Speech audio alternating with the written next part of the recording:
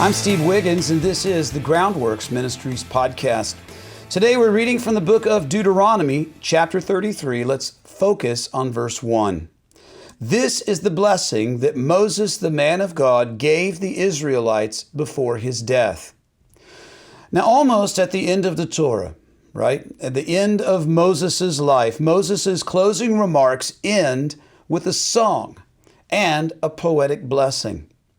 Now, something to note is how Moses' blessing differs from the blessing of Jacob, which he gave before he passed away. As I pointed out a few days ago, Deuteronomy is a very gracious book. Moses tells Israel's story, but he opts to focus on God's grace and his mercy as opposed to his punishment and the sin of the people. Moses' blessing of Israel is gracious and positive. It is a sharp contrast to Jacob's blessing, which seems to be more like a curse in Genesis chapter 49. Jacob's blessing may have been harsh because of his parental perspective. He knew the sons, right? He knew all of the sons of Israel. He was Israel. And the attributes and the spiritual tendencies that would be passed down throughout the generations. He knew their value system, each one of those boys. And so when he gave a blessing, it kind of sounded like a curse because he says, hey, listen, if you guys continue in the way that you're continuing, there's no other way for this to go. Moses' blessing was based on what the Lord had shown him concerning his plans for Israel's future. Jacob said, hey, this is your plan for your own future, but Moses says this is God's plan for your future. Now, something that you may have noticed that is missing from Moses' blessing is that the tribe of Simeon is not mentioned. And scholars have varied differences of opinion as to why Simeon is absent. And some experts say that the poem or the blessing was added after Moses' death by Ezra. Ezra's the one who had compiled the Old Testament as we know it.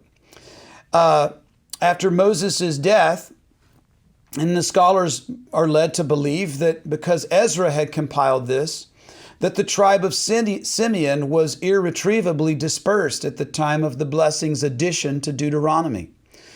And that assumption may be pretty well informed. It could be a good educated guess, but it is still conjecture. So I'm not saying that's what happened. I'm just saying that's what some scholars believe. Interesting to note, the name Simeon makes a timely reappearance in the New Testament on the day of Jesus' circumcision. Consider this from Luke chapter 2, verses 25 through 32. There was a man in Jerusalem whose name was Simeon. And this man was righteous and devout, looking forward to Israel's consolation. And the Holy Spirit was on him. It had been revealed to him by the Holy Spirit that he would not see death before he saw the Lord's Messiah. And guided by the Spirit, Simeon entered the temple complex when the parents brought in the child Jesus to perform for him what was customary under the law. And Simeon took him up in his arms, that is his circumcision. He took him up in his arms, praised God, and said, now, Master, you can dismiss your slave in peace, according to your word, for my eyes have seen your salvation. Remember, Jesus' name in Hebrew means the salvation of God. You have prepared it in the presence of all the peoples, a light for revelation to the Gentiles, and glory for your people Israel.